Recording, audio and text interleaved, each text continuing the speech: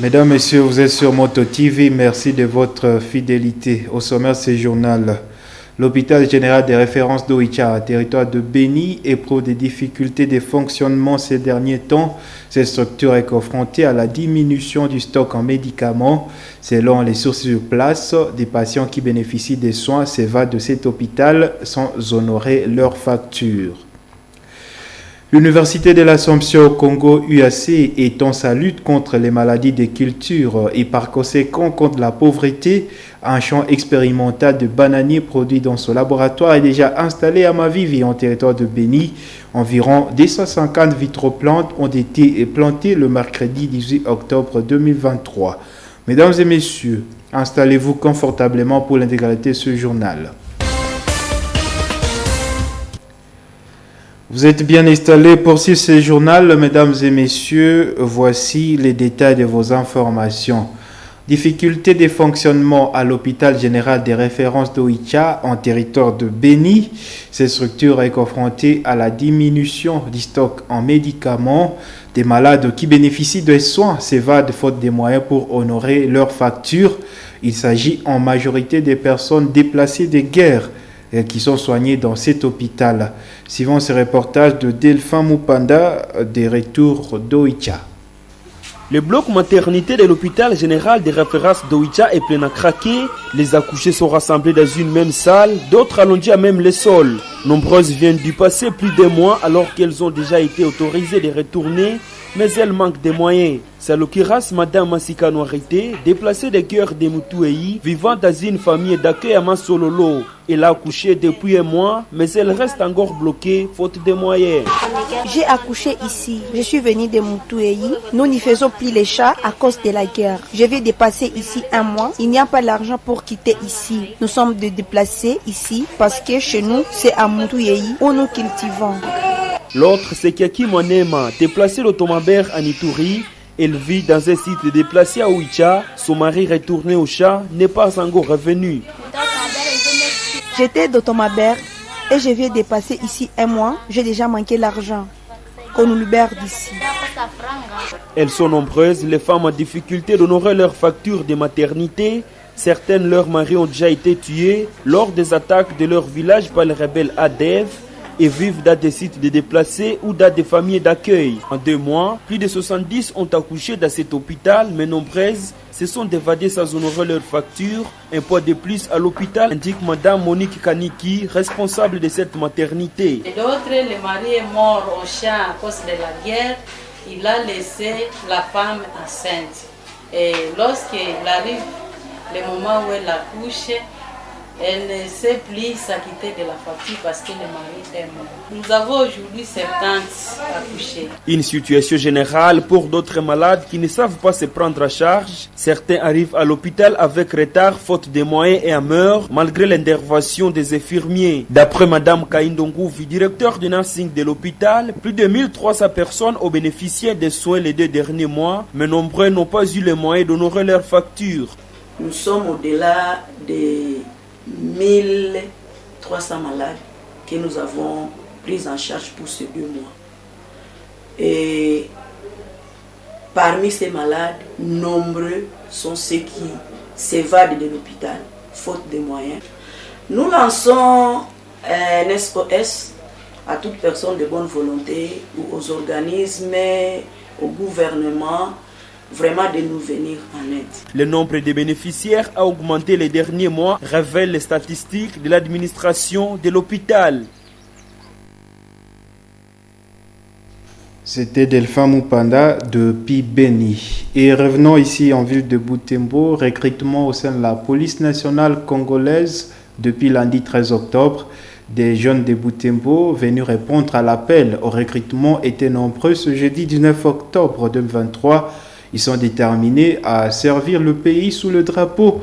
Eugénie Moussivirois, Sacré Kangitsi et Rose Massivi ont fait un reportage constat à l'état-major de la police nationale congolaise, commissariat urbain de Butembo. Suivez le reportage. Il est 11h lorsque nous arrivons au CLUE. Sur place, nous y rencontrons des jeunes, dossiers en main pour venir s'enregistrer dans ce bureau. Ils y entrent un à un selon l'ordre d'arrivée. Contactés par MotoTV, Kambale Maliro Eloge, 25 ans d'âge, détenteur d'un diplôme de grade en génie civil, veut intégrer la police pour appuyer les efforts de sécurité et de l'ordre. Moi, je suis venu pour le recrutement. Le recrutement, on a eu juste l'appel des autorités. C'est pour cela qu'on est là, pour essayer de renforcer la famille de la police. Commente sur les réputations qu'on acquise à la jeunesse. Normalement, nous voulons, moi personnellement, j'aimerais simplement prouver aux autorités administratives que nous ne sommes pas ce qui est le poids de nous. Il y a d'autres jeunes que je peux... C'est 2 ou 3 conseils que je peux lancer aux jeunes qui traînent. Donc c'est lancer, l'appel qu'ils viennent nous emboîter, puisque c'est à notre bien. Puisqu'un étranger ne peut pas venir d'ailleurs pour venir réparer ce qui se passe chez nous. Mais quand tu es chez vous, tu as ce droit-là et ce devoir de faire tout ce qui est au moins qui peut être favorable pour la nation de chez toi. Dans les rangs de ceux qui s'inscrivent, il y a aussi des femmes. Parmi elles, Kavira Pierrette Kibambi, une fille de 23 ans, diplômée d'État. Elle travaille dans une société de gardiennage. Cette femme se dit passionnée de servir pour le pays sous le drapeau.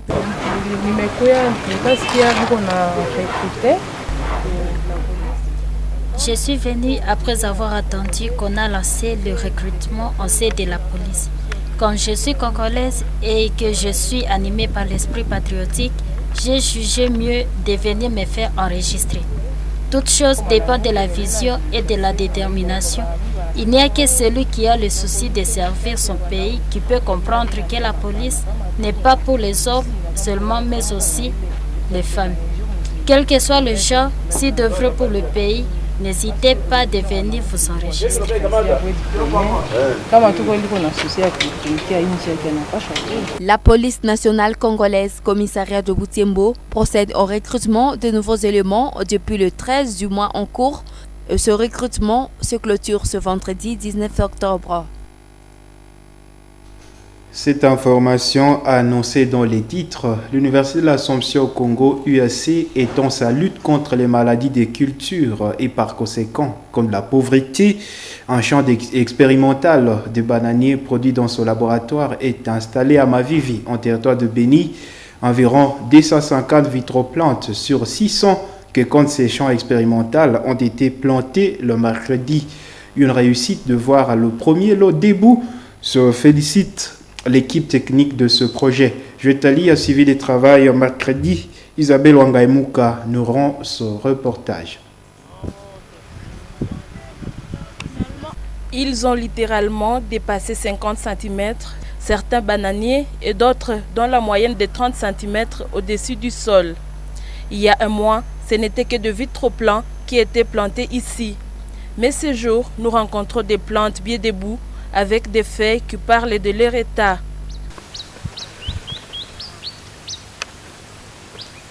« 350 au total dans le premier lot de vitroplans qui étaient mis en terre en septembre dernier dans cette plantation d'environ 2 hectares. Ce mercredi 18 octobre, en plein Mavivi, en territoire de Béni, l'équipe en charge de ces travaux vient planter le deuxième lot constitué de 250 vitroplans. De par sa superficie, ce champ expérimental est alors le plus grand tenu par l'Université de l'Assomption au Congo, UAC, au service de la population, celle du territoire de Béni étant la première bénéficiaire. La vitesse de la croissance de ces plantules est salutaire, reconnaît l'équipe technique en charge de ces projets. Nous avons été ici le mercredi 12 septembre pour la plantation de la première phase de vitroplan dans le but d'installer le champ expérimental dans cet axe. Et la première phase qui vient de faire, et moi comme vous voyez, il y a le vitroplan qui évolue bien. Et c'est déjà une réussite pour l'Université de l'Assomption au Congo. Les bananiers que nous avions amenés, c'est 12 septembre, avaient la taille de 40 cm. Et donc, environ un mois après, comme nous le voyons, donc les 40 cm là devaient commencer dans le sol. Et avoir les 40 cm apparaît déjà au-dessus du sol. L'objectif de l'implantation de cette plantation ici est de rapprocher cette nouvelle culture d'une partie qui présente les atouts de la production des bananes. Mais il s'agit aussi de rajeunir la culture dont la souche locale est presque vieillissante et incapable de produire. C'est une manière de rapprocher la production des semences et à l'instar de Vitroplan de la population paysanne. Comme nous le savons, la région de Beni, Mavivi, Mbao, Owicha nous produit de bananes, que ce soit les bananes plantées, des gros michelet ou des bananes à cuire. C'est ainsi que l'implantation de ces champs a eu but de multiplier les rejets pour que la population paysanne autour de cette concession ici puisse s'approvisionner plus rapidement, que de faire recours à Butembo pour approvisionner les champs riverains de cette concession de ces champs expérimentaux que nous venons d'installer. L'objectif, c'est arriver à jouer sur la productivité de nos bananiers, mais aussi produire RG ou une plante d'huile sain, parce que comme vous le savez, nous avons des souches de bananiers qui datent de longtemps. Et ainsi, ils sont déjà un peu vieilles, mais aussi un peu fragiles. Et voir que le régime de la banane est déjà de petite taille. À part Mavivi, le projet de Vitroplan de l'Université de l'Assomption au Congo est déjà en marche dans 2 autres sites. Il s'agit du champ expérimental du site Mirador avec plus de 320 Vitroplans aujourd'hui à leur 6e mois, mais aussi le champ expérimental du site Boulenguera qui est le tout premier. Dans toutes ces 2 plantations, les Vitroplans sont dans la phase de croissance. Leur expert estime qu'ils pourraient commencer à produire le premier fruit dans tout au plus 6 mois. Ces vitroplans sont produits par les laboratoires in vitro de l'UAC, opérationnels depuis 1 année environ. L'objectif est de lutter contre les maladies des cultures agricoles, dont les bananiers en cas d'espèce, et retraiter les souches et en faire de nouvelles cultures. Ce projet contribuera ainsi à l'augmentation de la production des cultures de bananes et lutter contre la pauvreté dans la région. Restons à l'UAC, chers téléspectateurs. Revenons sur cet exposé de l'étudiante Kasoki Barouere Lisette de la 2e année de licence Ancien Système lors des soutenances publiques des travaux de fin d'études. Celle-ci, dans son travail de mémoire, a traité de la problématique de la scolarisation des déplacés internes en ville de Butembo. Dans sa recherche, cette étudiante qui s'est intéressée à la faible scolarité des enfants déplacés des guerres a associé ce phénomène aux mauvaises conditions de vie de ces enfants dans leur milieu d'accueil. Parmi des stratégies qu'elle a proposées pour remédier au faible taux de scolarité des enfants déplacés, la récipiendaire Barouere souhaite que tous les acteurs de l'éducation s'impliquent dans la pérennisation de la mesure de la gratuité de l'enseignement de base en République démocratique du Congo, décrétée par le gouvernement en place. Joëtali vous a sélectionné un extrait de son exposé. Suivez. Les constats montrent que tous les enfants ne bénéficient pas de la même façon de la gratuité de l'enseignement de base. En ville de Butembo, par exemple, la catégorie la plus victime est constituée des enfants déplacés. Leur taux de scolarisation est inférieur à d'autres enfants. Ce faible taux de scolarisation des enfants résulte plus souvent des conditions de vie difficiles que traversent ces vulnérables. C'est dans cette optique que s'articulent les problèmes de notre recherche. Donc il se situe entre le nombre d'enfants inscrits à l'école et la gratuité de l'enseignement primaire. L'objectif de cette recherche est de comprendre les facteurs à la base du faible taux de scolarisation des enfants déplacés à ville de Butembo, mais aussi de vérifier si l'environnement et la langue influencent leur adaptation, mais aussi de comprendre si le degré de satisfaction de leurs besoins est atteint. À l'issue de l'analyse des résultats obtenus, les enquêteurs sur terrain, l'hypothèse alternative de notre recherche, selon laquelle le faible taux des enfants déplacés scolarisés à ville de Butembo résulte du manque de mécanismes de suivi et d'encadrement adéquats de ces enfants en âge scolaire a été confirmé. Ce même résultat nous relève que les enfants déplacés éprouvent des difficultés relatives à l'inadaptation au milieu, au manque de fournitures scolaires et de nourriture, le manque des habits décents, car le manque de nourriture peut affaiblir leur performance à l'école. Ce qui confirme la deuxième et troisième hypothèse. Ces résultats expliquent davantage l'incidence de l'environnement. Dans un autre chapitre, chers téléspectateurs, la MONUSCO s'est dit prête à quitter la République démocratique du Congo. Ce retrait sera progressif, responsable et durable, a-t-elle écrit dans son communiqué. C'est une décision du Conseil de sécurité qui a répondu favorablement au gouvernement un mois après que l'État congolais a fait la demande d'accélérer le retrait de cette mission des Nations Unies du sol congolais. Le CT Élysée Mateso, spécialiste en relations internationales, pense que la force onusienne est suffisamment préparée pour le voyage, étant donné qu'elle a beaucoup de biens qui doivent être vendus ou cédés à d'autres organisations.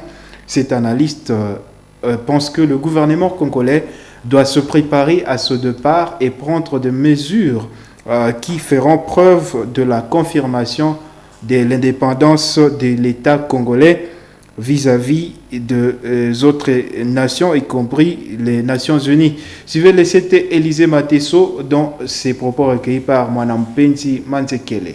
Disons qu'il y a par exemple le retrait progressif. Il faut se demander aussi comment la MONUSCO est arrivée en RDC. C'était aussi de manière progressive. Donc le retrait aussi doit être progressif. Alors, de manière simple, qu'est-ce que cela veut dire à relations internationales?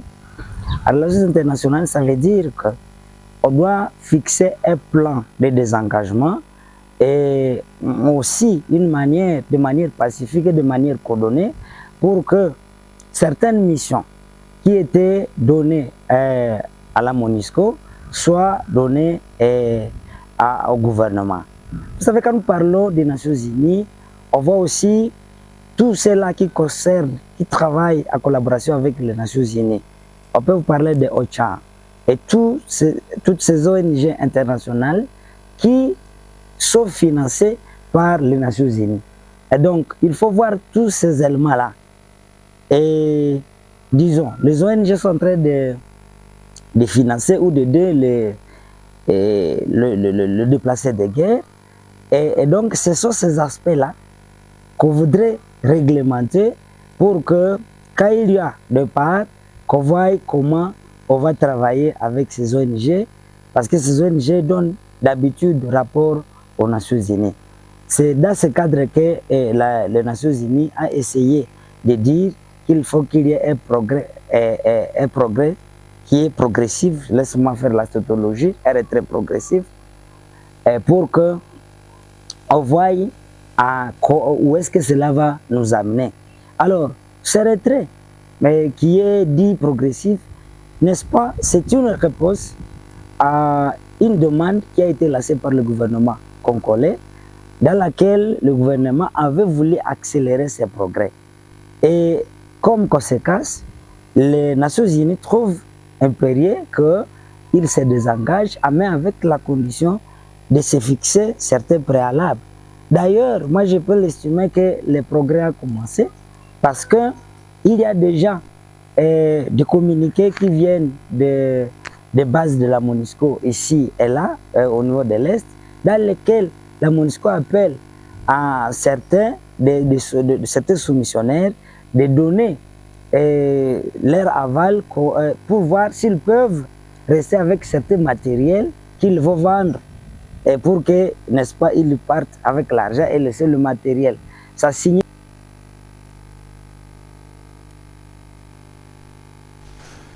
Journée mondiale du cancer des seins, ce jeudi 19 octobre. Cette journée a été instituée pour sensibiliser les femmes sur le dépistage du cancer du sein.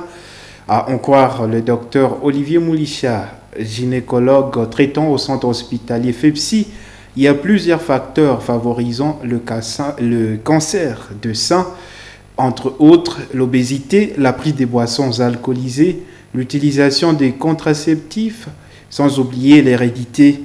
Celui-ci ajoute que le cancer des seins, comme tout autre cancer, ne guérit pas. Il souligne l'importance de s'en prévenir en se faisant dépister régulièrement. Les propos du docteur Olivier Moulicha ont été recueillis par Nelly Mwenguesiali et Augustin Rissombouere. L'obésité, l'alcool, le surpoids et ces femmes qui n'ont jamais eu d'enfants, qui n'ont pas allaité pendant longtemps, ce sont les femmes qui sont prédisposées généralement à faire les cancers du sein ou les femmes qui sont dans des familles à cancer du sein ou à cancer des ovaires. Parce que ça va de pair, cancer du sein et cancer de l'ovaire. Il y a des familles à cancer. Normalement, pour lutter contre le cancer du sein, nous encourageons les femmes seulement à un dépistage. Parce que il est normalement recommandé aux femmes, de manière générale, de procéder à l'auto-examination chaque mois et à consulter un médecin au moins une fois l'an pour essayer de voir si on peut détecter les lésions qui peuvent être soit précancéreuses ou ce qui pourrait conduire au cancer dans l'avenir. Et si c'est détecté tôt, il y a lieu de prendre en charge aussi le plus tôt. Justement, pour soigner les cancers du sein, ce n'est vraiment pas facile parce que ça demande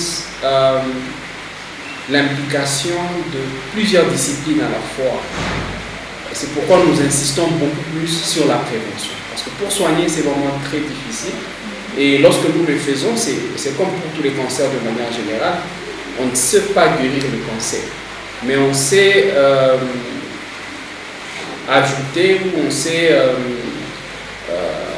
augmenter juste la survie chez la femme. Mais dire qu'on a guéri, c'est pratiquement impossible. Le traitement est soit chirurgical, on peut enlever le sein. À cela, on va associer la chimiothérapie, ce sont des comprimés qu'on prend pour essayer de combattre les cancers. Ou ce soit la radiothérapie. Information des sports, regardons le championnat local de la première division. 2 matchs ont été au rendez-vous au stade André Van Velde de Butembo ce jeudi 19 octobre 2023 à 14h. Le FC Imana a gagné le FC Robusta par un score d'1-0. À 16h, l'AS Étoile a joué l'OC Butembo Sport. Les scores finaux étaient des 0 buts partout. Reportage d'Elphin Weya.